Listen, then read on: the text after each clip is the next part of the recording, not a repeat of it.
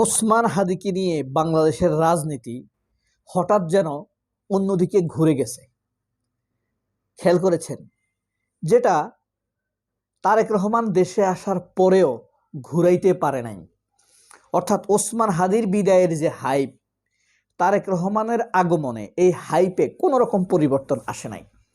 আপনার সামাজিক যোগাযোগ মাধ্যম ঘুরলেই আপনি দেখবেন ওসমান হাদি আর ওসমান হাদি।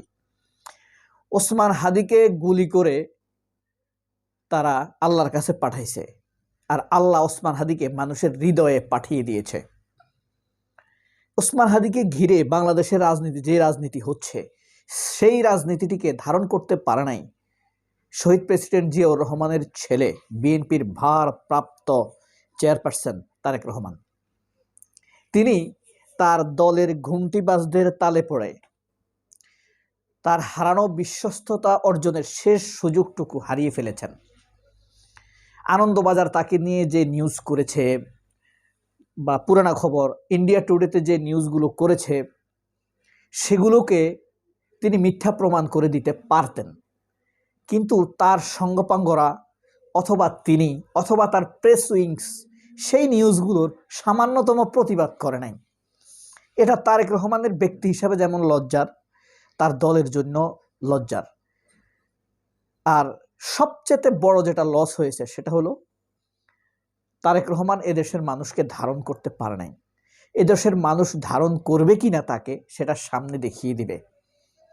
আগের যেই তারা রমরমা ভোট পেত, সেই হিসাব আপাতত ভুলেই যেতে হবে। কারণ মানুষের অঙ্কের রেজাল্ট এখন ভিন্ন আসছে। কারণ অঙ্কের সংখ্যাগুলোর জায়গায় আল্লাহ তাআলা এখন নতুন সংখ্যা বসিয়ে দিয়েছেন।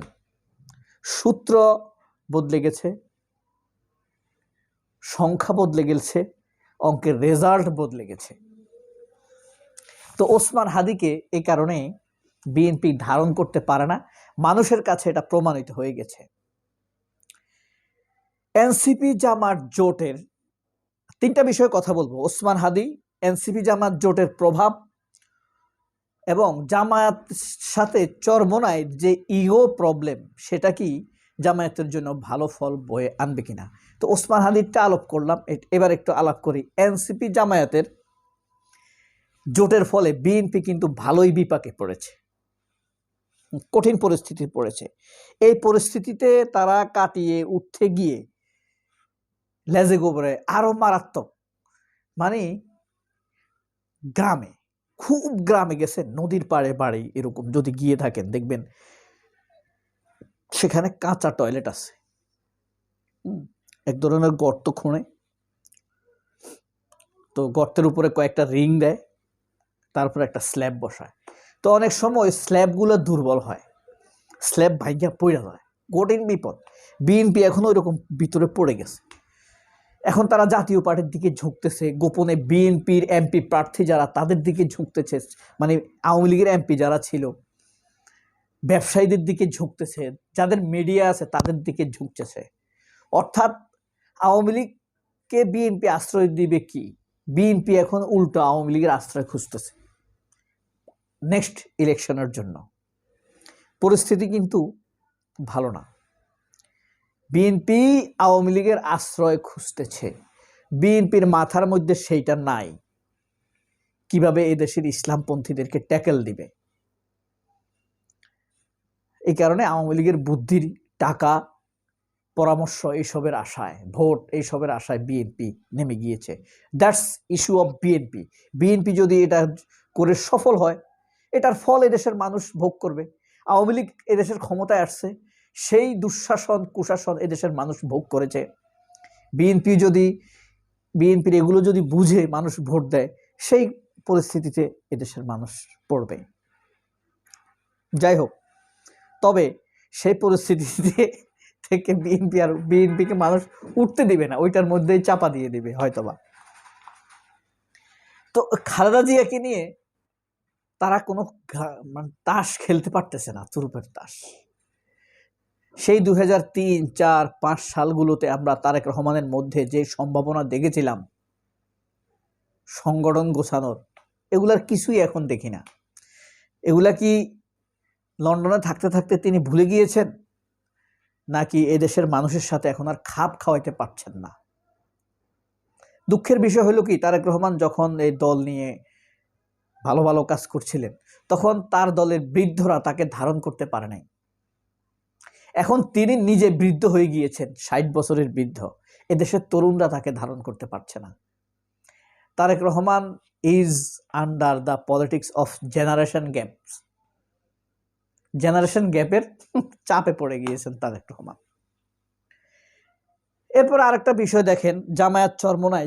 চরমোনাই কি আসলে জামায়াতকে আন্তরিকভাবে ভোট দিবে? মাঠে ময়দানে সেই ধরনের লক্ষণ বোঝা যাচ্ছে না। বাংলাদেশের আসন বন্টনের মানে জামায়াত জোটের, ইসলামিক জোটের আসন বন্টনের যেই রেশিও, সেটা কেমন হওয়া উচিত? আমার মনে হয় জামায়াতে চরমোনাইয়ের 15 থেকে 20টা আসনে লড়াই করা উচিত। এনসিপি 15-20 হাইস্ট 30টা আসনে লড়াই করা উচিত। 30টা সম্ভবত দিয়ে দিছে। এবং অলির সর্বোচ্চ 5টি আসনে লড়াই করা উচিত। এবি পার্টির 5টি বা 7টি আসনে লড়াই করা উচিত।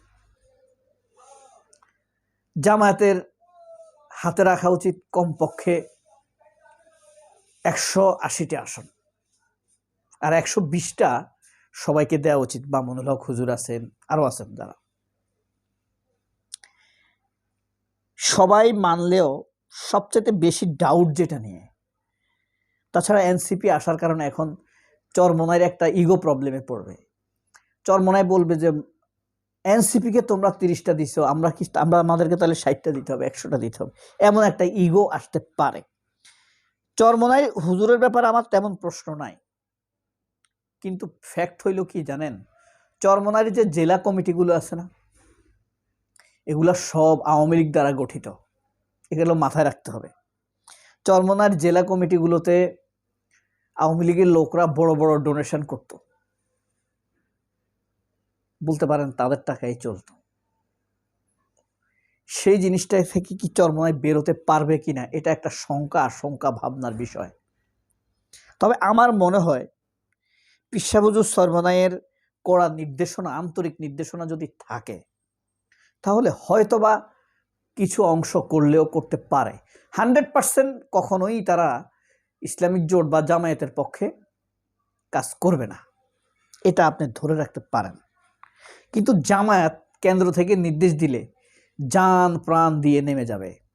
সেটা প্রার্থী চরমোনাই হোক, এনসিপির হোক, খেলাফত মজলিস হোক, ইসলামী ঐক্য জোটের হোক, মামুনুল হক হুজুরের হোক, সবার জন্য জান প্রাণ দিয়ে নেমে যাবে।